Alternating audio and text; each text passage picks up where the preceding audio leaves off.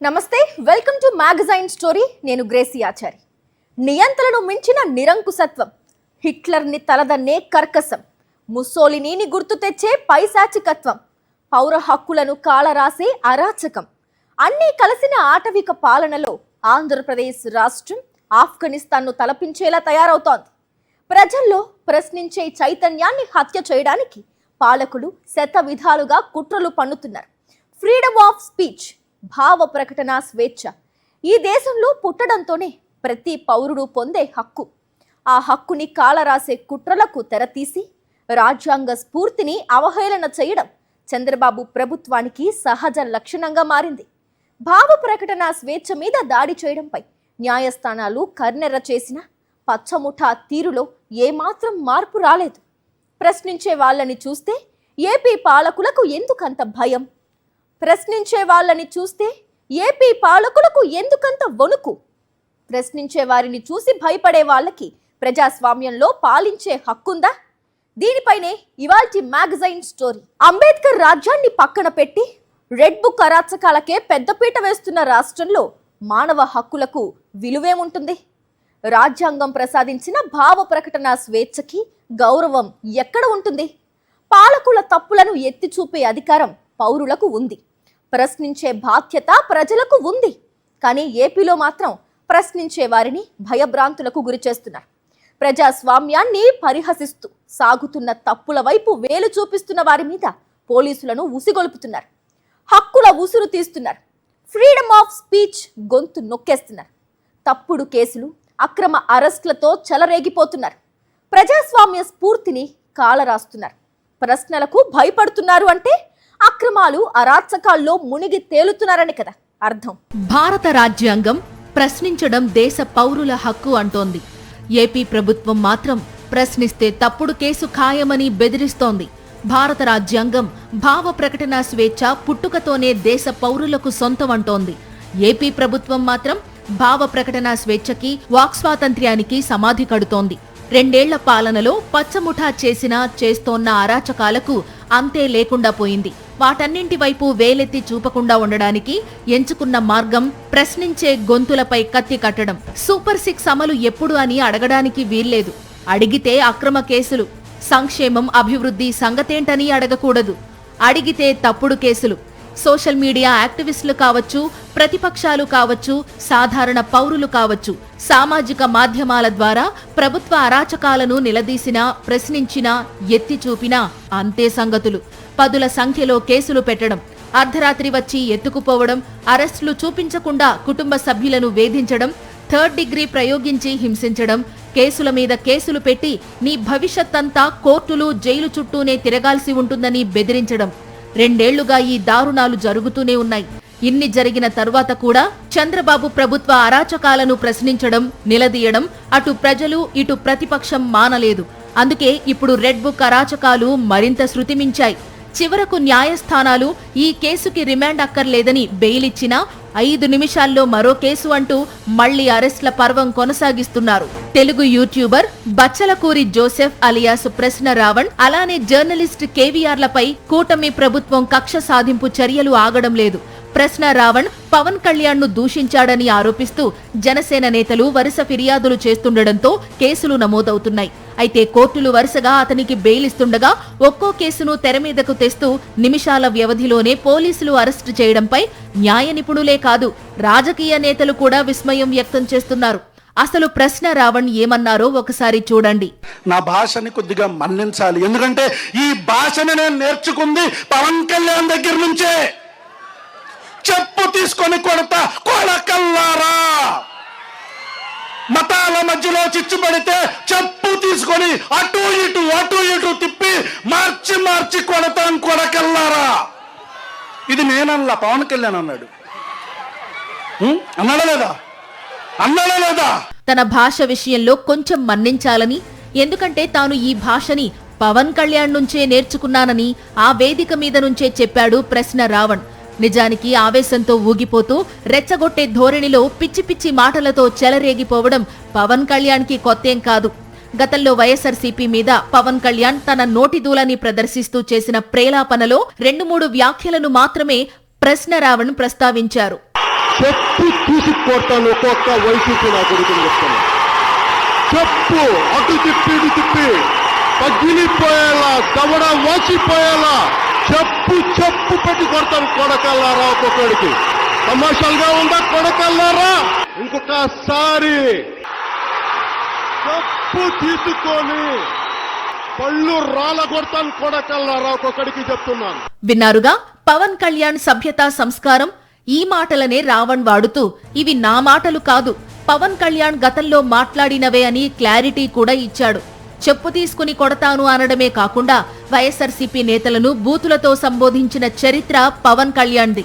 ఇప్పుడు అవే వ్యాఖ్యలు ప్రశ్న రావణ్ తిరిగి చేసినప్పుడు వరుస కేసులు నమోదవుతున్నాయి. నిజానికి ఏపీ పాలకుల అరాచకాలను యూట్యూబర్ ప్రశ్న రావణ్ సోషల్ మీడియాలో ఎండగడుతున్నాడు. అక్రమాలను ప్రశ్నిస్తున్నాడు. ప్రశ్న అంటేనే భయంతో వణికిపోయే పాలకులు 2 ఏళ్లుగా సోషల్ మీడియా యాక్టివిస్టులపై తప్పుడు కేసులు, అక్రమ అరెస్టులతో విరుచుకుపడుతూనే ఉన్నారు. అందులో భాగంగా కేవీఆర్, ప్రశ్న రావణ్లపై తప్పుడు కేసుల అస్త్రాన్ని సంధించారని సామాన్య ప్రజలు కూడా తేల్చి చెబుతున్నారు. కాకినాడ జిల్లా పిఠాపురం పోలీసులు నమోదు చేసిన కేసులో ప్రశ్న రావణ్ను అరెస్టు చేయగా పిఠాపురం మెజిస్ట్రేట్ బెయిల్ మంజూరు చేశారు. ఆ వెంటనే 5 నిమిషాల్లో కాకినాడ జిల్లా సర్పవరం పోలీసులు అరెస్టు చేశారు. 3 గంటల పాటు వాదనలు విన్న తరువాత కాకినాడ కోర్టు బెయిల్ మంజూరు చేస్తే 5 నిమిషాల్లో మరో కేసులో ప్రశ్న రావణ్ని అరెస్టు చేశారు. ఈ వరుస కేసులను కక్ష సాధింపు చర్యలే అన్న ప్రముఖ నటుడు ప్రకాష్ రాజ్ ప్రజలు అవన్నీ గమనిస్తున్నారన్నారు. రావణ్ని మధ్యరాత్రి హైదరాబాద్ లో అరెస్ట్ చేసి పెద్ద బిల్డప్ ఇచ్చి ఆంధ్రప్రదేశ్ తీసుకెళ్లారు. కోర్టు ఈ కేసులో అరెస్ట్ చేయలేవండి అని బెయిల్ ఇచ్చింది. ఇమ్మీడియట్ గా ఇంకో కేసు వేసి మళ్ళీ అరెస్ట్ చేశారు. అప్పుడు కూడా కోర్టు లేదండి దిస్ ఇస్ నాట్ రైట్ అని మళ్ళీ బెయిల్ ఇచ్చింది. మళ్ళీ ఇంకో కేసులో అరెస్ట్ చేస్తారా? ఇలా ఒక 30 కేసులు రెడీగా ఉన్నాయంట కదా బెయిల్ ఇస్తే. అంటే కోర్టు మళ్ళీ మీరు తప్పు చేస్తున్నారు, ఇలా అరెస్ట్ చేయలేదంటే మీరు ఇంకో 30 కేసులు పెట్టి అధికారాన్ని మిస్యూజ్ చేస్తూ ఎక్కడి దాకా వెళ్తారు? ఏంటిది సిగ్గులేని కక్ష సాధింపు? కాకినాడలో జనసేన కార్యకర్తలు రెచ్చిపోయారు. ప్రశ్న రావణ్ను తరలిస్తున్న పోలీస్ వాహనాలపై కోడిగుడ్లతో దాడి చేశారు. కోర్టు వెనుక గేటు నుండి రావణ్ను తీసుకెళ్తుండగా అడ్డుకునేందుకు యత్నించారు. కాకినాడ కోర్టు బెయిల్ మంజూరు చేయగానే మచిలీపట్నం ఇనగుదురు పోలీసులు అరెస్టు చేశారు. అయితే ఇనగుదురులో ప్రశ్న రావణ్పై దాడికి జనసేన కార్యకర్తలు ప్రయత్నించారు. ప్రశ్న రావణున్న ఇనగుదురు పోలీస్ స్టేషన్ను భారీ సంఖ్యలో చుట్టుముట్టారు. బారికేడ్లను తోసుకుని గోడలు దూకి పోలీస్ స్టేషన్లోకి దూసుకెళ్లారు. సాధారణంగా పోలీస్ స్టేషన్పై దాడి జరిగితే ఉక్కు పాదంతో అణిచివేయాల్సిన ఖాకీలు అందుకు పూర్తి విరుద్ధంగా వ్యవహరించారు. ఒకవైపు జనసేన కార్యకర్తలు పోలీస్ స్టేషన్లోకి దూసుకెళ్తుంటే లాఠీచార్జ్ చేయకుండా కేవలం రోప్లతో వారికి సర్ది చెప్పే ప్రయత్నం చేశారు పోలీసులు.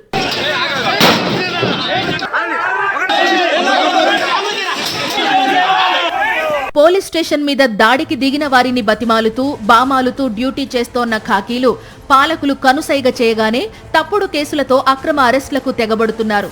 అంబేద్కర్ రాజ్యాంగాన్ని పక్కన పెట్టేసిన పచ్చముఠ రెడ్ బుక్ అరాచకాలకు తెరతీసింది. ఆ తరువాత తమ అరాచకాల వైపు వేలు చూపిస్తోన్న వారందరిపై తప్పుడు కేసులు, అక్రమ అరెస్టులతో విరుచుకుపడడం మొదలుపెట్టింది.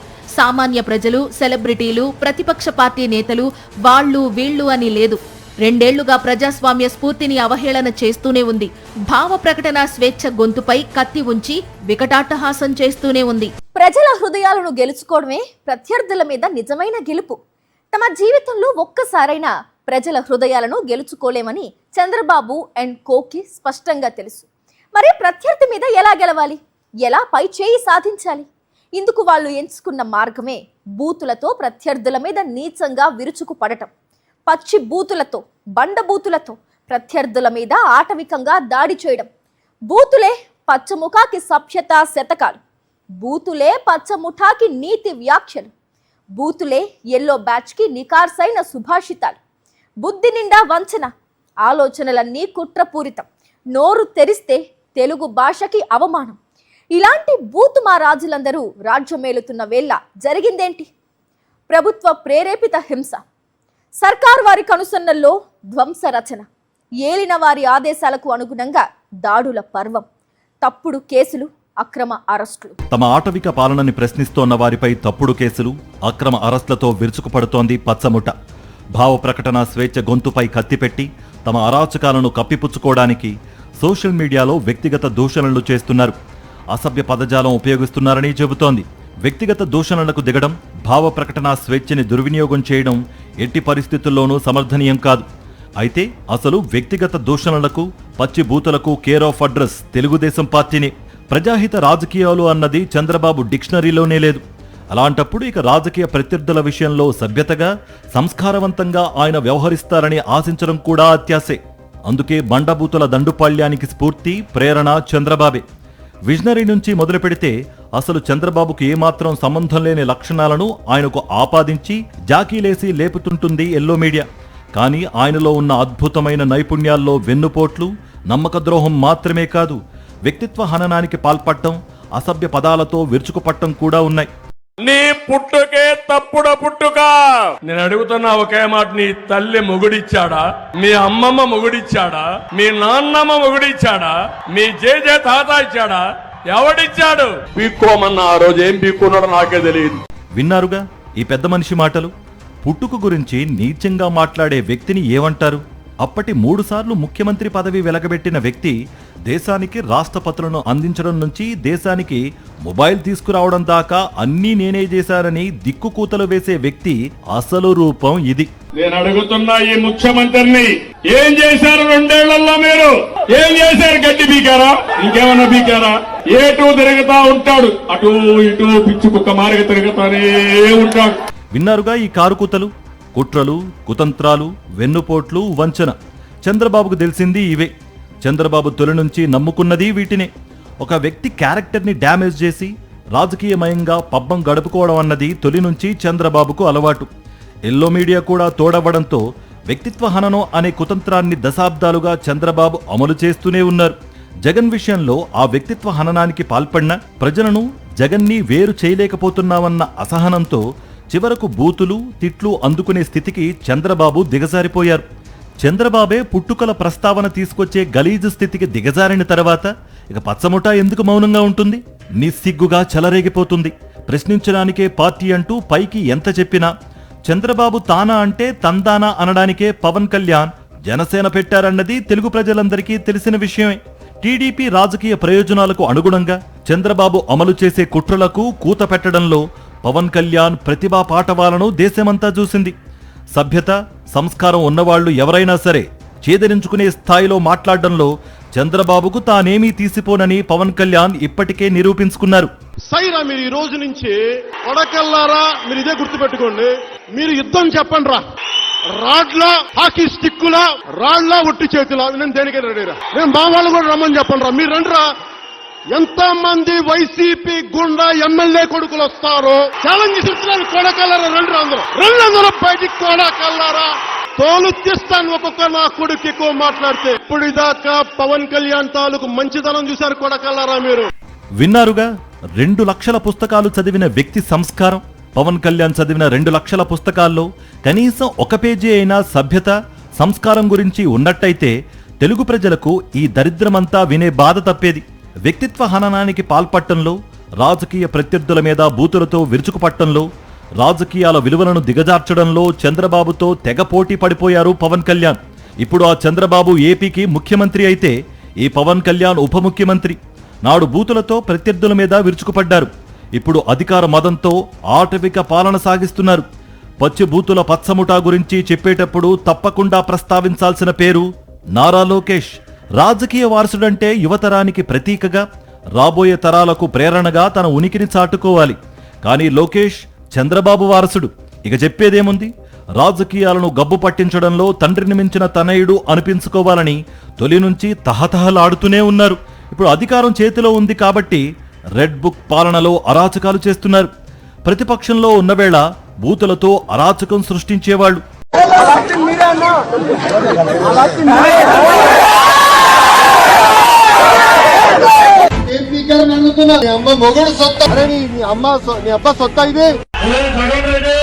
జగన్ కి లోకేష్ చూస్తే ఉచ్చబడుతుంది. దమ్ము ధైర్యం ఉంటే మైక్ ఇచ్చి పంపించాయా? ప్యాలెస్ పిల్లి భయం ఏంటో నీకు చూపిస్తా బ్రదర్. జగన్ పిరికినా కొడుకేను కనుకనే మైక్ పెట్టుకెళ్ళాడు. పండుకి పాంచ్ వాసన తెలుస్తుందా? జగన్కి వైకాపా నాయకులకి బాబు గారు ఏంటో తెలీదు. నా మైక్ లాగేసుకున్నాడు ఈ చేత నాకు కొడుకు జగన్మోహన్ రెడ్డి. వాడికి దమ్ము ధైర్యం ఉంటే స్ట్రైట్ గా రమ్మని చెప్పండి. విన్నారుగా లోకేష్ బూతు సుభాషితాలు. చంద్రబాబు, పవన్ కళ్యాణ్, లోకేష్ ఒకరేమిటి, కూటమి ప్రభుత్వంలో ఉన్న పెద్దలతో, బండ బూతులతో, అసభ్య పదాలతో వైఎస్ఆర్సీపీ నేతలను దూషించిన వాళ్లే, సభ్యతకి సమాధి కట్టిన వాళ్లే, హుందాతనాన్ని పాడే ఎక్కించిన వాళ్లే బూతులు తిట్టడం, వ్యక్తిత్వ హననానికి పాల్పట్టం, అసభ్య పదజాలంతో దూషించడం అన్నది ఒక వ్యక్తి మానసిక వికారానికి ప్రతీక. కుట్రలు, కుతంత్రాలు చేయడంలో చెయ్యి తిరిగిన చంద్రబాబు సారథ్యంలో బూతులు తిట్టడంలోనూ తమతో పోటీ పడే నాయకులు ఏ భాషలోనూ లేరని ఎప్పుడో నిరూపించారు. నేను అడుగుతాను, నీ బతుకు ఎవడెత్తాడో ఇప్పుడు మనకి ఉన్నాయి. నీ బతుకు బయలు పెట్టకూడదని నీ ఎప్పుడు మీరు రిలీజ్ చేయలేదు. విన్నారుగా ఈ కారు కూతల్ని. ఒక మహిళా నాయకురాల్ని పట్టుకుని ఇంత ఘోరంగా అసభ్యంగా దూషించిన బండారు సత్యనారాయణ మీద ఎన్ని కేసులు పెట్టాలి? ఇలాంటి వ్యక్తిని కాలర్ పట్టుకుని పార్టీ నుంచి గెంటేయకుండా టికెట్ ఇచ్చి ఎమ్మెల్యే చేసిన చంద్రబాబు మీద ఎన్ని కేసులు పెట్టాలి? ఆ తాడేపల్లి ప్యాలెస్ దద్దమ్మకి చెప్తా ఉన్నా, అరే బోసడీకే నీకు దమ్ముంటే తెలంగాణ పోలీసులకు ఎవరో నోటీసు నువ్వు. నాటి ముఖ్యమంత్రిని పట్టుకుని ఇంత ఘోరంగా దూషించిన టీడీపీ నేత పట్టాభిని ఏం చెయ్యాలి? వీధి రౌడీలు మాట్లాడుకునే భాషని నిస్సిగ్గుగా మీడియా సమక్షంలో మాట్లాడ్డానికి, ముఖ్యమంత్రిని పట్టుకుని పరమ నీచంగా దూషించడానికి సిగ్గుపడని పట్టాభిపై ఎన్ని సెక్షన్ల కింద కేసులు పెట్టాలి? ఈ దేశంలో రాజకీయ ప్రత్యర్థులను పచ్చి బూతులతో దూషించే పార్టీ ఏదైనా ఉందంటే అది తెలుగుదేశం పార్టీనే అనడానికి లెక్కకు మించిన ఆధారాలున్నాయి. ఇప్పుడు అంతకు మించి అన్నట్టుగా ఆటవిక పాలనతో రాజ్యాంగాన్ని అపహాస్యం చేస్తూ తమ అరాచకాలను ప్రశ్నిస్తున్న వారిపై తప్పుడు కేసులతో విరుచుకుపడుతోంది పచ్చమూక. వ్యక్తిత్వ హననం, విష ప్రచారం, రోతరాతలతో జుగుప్సకరమైన భాషతో దాడి చేయడం, వీటిలో చంద్రముఠాకి ఉన్న నైపుణ్యం అంతా ఇంతా కాదు. అందులోనూ ఇప్పుడు రెడ్ బుక్ పడగ నీడలో అరాచక పాలన సాగిస్తున్నారు కదా, అందుకే పచ్చముఠ మరింత చెలరేగిపోతోంది. రోతరాతలతో విష ప్రచారం చేయడానికి, వైఎస్ఆర్సీపీ నేతలపై వ్యక్తిత్వ హననానికి పాల్పడటానికి ఏకంగా ఐటీడీపీ పేరుతో ఒక కర్మాగారాన్నే నడుపుతున్నారు. రాజకీయ ప్రత్యర్థులపై, వారి ఇళ్లల్లోని మహిళలను వెకిలి మకిల వేషాలతో, వికృత వ్యాఖ్యలతో, జుగుప్సాకర ప్రచారాలతో అవమానించేలా వారికి శిక్షణ ఇస్తున్నారు. అశ్లీల రాతలు, అసభ్యకర పోస్టులు, రోత మాటలు, నీచ ట్రోలింగ్స్ వంటి ఘోరాతి ఘోర చండాలాలపై ఈ ఫ్యాక్టరీలో ట్రైనింగ్ ఇస్తున్నారు. స్వయంగా నారా లోకేషే ఈ సైకో ఫ్యాక్టరీని పర్యవేక్షిస్తున్నారు. అధికారం అండతో లోకేష్ ఆశీసులతో చెలరేగిపోతున్న ఎల్లో సైకోస్ విశృంఖలత్వానికి కొత్త అర్థం చెబుతున్నారు. ఇన్ని దరిద్రాలకు పాల్పడుతూ తమ అరాచకాలను ప్రశ్నించిన పాపానికి తప్పుడు కేసులతో, అక్రమ అరెస్టులతో వికటాట్టహాసం చేస్తున్నారు.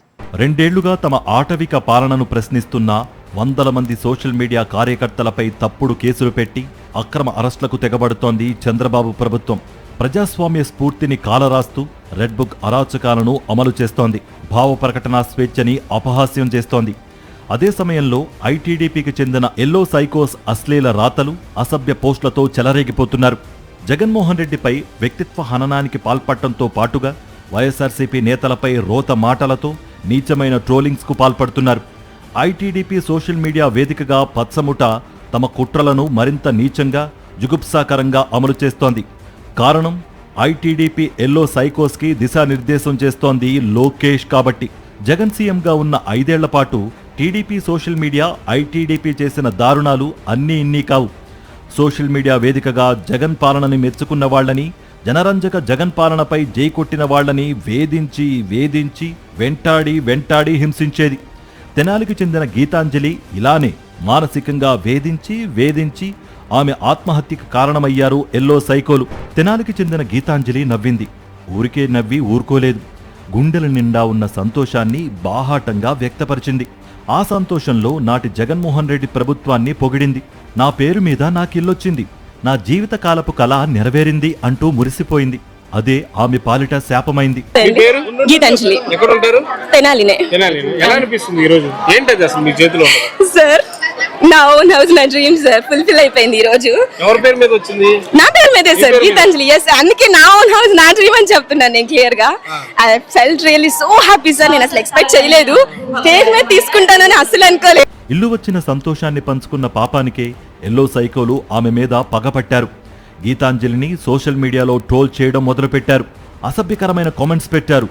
చాలా వెకిలిగా మకిలిగా రోత రాతలు రాసుకుపోయారు. ఒకదాని తర్వాత ఒకటిగా ఈ పోస్టుల దాడి జరుగుతూనే ఉండడంతో గీతాంజలి తట్టుకోలేకపోయింది. ఆమె చిన్ని గుండె ఈ బాధను మోయలేకపోయింది. ఆమె కళ్లల్లో ఉన్న కన్నీళ్లన్నీ ఆవిరైపోయాయి. బతుకు మీద విరక్తి పుట్టేలా టీడీపీ జనసేనలు రాక్షస రాతలతో వెంటాడి వేటాడి వేధించడంతో చివరకు ఆత్మహత్యకు పాల్పడింది. ప్రభుత్వ బడిలో చదివే పిల్లలు అనర్గళంగా ఇంగ్లీష్లో మాట్లాడడం దేశంలో ఎక్కడైనా ఉందా? భారతదేశంలోని ప్రభుత్వ పాఠశాలల్లోని విద్యార్థులు అనర్గళంగా ఇంగ్లీష్ మాట్లాడ్డమా? ఇది అసాధ్యమని 2019కి ముందు ఎవరైనా గట్టిగా చెప్పేవాళ్లు. కానీ జగన్మోహన్ రెడ్డి ఏపీ విద్యారంగంలో తెచ్చిన సంస్కరణలు స్వాతంత్ర భారతదేశంలో జరగని అద్భుతాన్ని ఆవిష్కరించాయి. From 10th class ZPHS Bandapudi. Today I want to tell the importance of LIP Language Improvement Program. Frankly speaking, the learning standards, reading and writing abilities of every student abnormally decreased during this pandemic. ప్రభుత్వ బడిలో చదివే ఓ బాలిక అనర్గళంగా ఇంగ్లీష్లో మాట్లాడడం దేశవ్యాప్తంగా social మీడియాలో viral అయింది. ఏపీలోని ప్రభుత్వ బడుల్లో సంస్కరణలను నాడు అందరూ మెచ్చుకుంటే టీడీపీ కుళ్ళిపోయింది. వెంటనే ఐటీడీపీ రంగంలోకి దిగింది. చిన్న చిన్న పిల్లలు, నిరుపేద పిల్లలన్న జాలి దయా కూడా లేకుండా వారిని ట్రోల్ చేయడం మొదలుపెట్టారు పచ్చముఖ. బెండపూడి స్కూల్ మీద ఇంగ్లీష్లో మాట్లాడిన స్టూడెంట్స్ మీద ఎన్నెన్ని ట్రోల్స్ అని. తాము చేసిన తప్పేంటో తెలియక ఆ పసి మనసులు ఆత్మనూన్యతా భావంతో అవమాన భారంతో కుంగిపోయాయి. ఇలా చెప్పుకుంటూ పోతే సోషల్ మీడియా కేంద్రంగా ఎల్లో సైకోలు చేసిన అరాచకాలు అన్నీ ఇన్నీ కావు. చంద్రబాబు మళ్లీ అధికారంలోకొచ్చాక లోకేష్ పర్యవేక్షణలో ఐటీడీపీ మరింత విశృంఖలత్వాన్ని ప్రదర్శిస్తోంది. వికృతమైన భాషతో, దిగజారుడు వ్యాఖ్యలతో, బరితెగించిన భావజాలంతో కన్ను మిన్ను కానకుండా వ్యవహరిస్తోంది. సోషల్ మీడియాలో ఇన్ని దారుణాలు చేస్తూ మరోవైపు తమ పాలనను ప్రశ్నిస్తోన్న సోషల్ మీడియా యాక్టివిస్టులను అక్రమంగా అరెస్ట్ చేస్తూ వికటాటహాసం చేస్తోంది పచ్చముఠ. ఇది ఇవాల్టి మ్యాగజైన్ స్టోరీ. మరో ఇంట్రెస్టింగ్ టాపిక్ తో మళ్ళీ కలుద్దాం. అంతవరకు స్టే ట్యూన్ టు సాక్షి. మరిన్ని అప్డేట్స్ కోసం ఛానల్ ను సబ్స్క్రైబ్ చేయండి. నోటిఫికేషన్స్ కోసం బెల్ ఐకాన్ పై క్లిక్ చేయండి.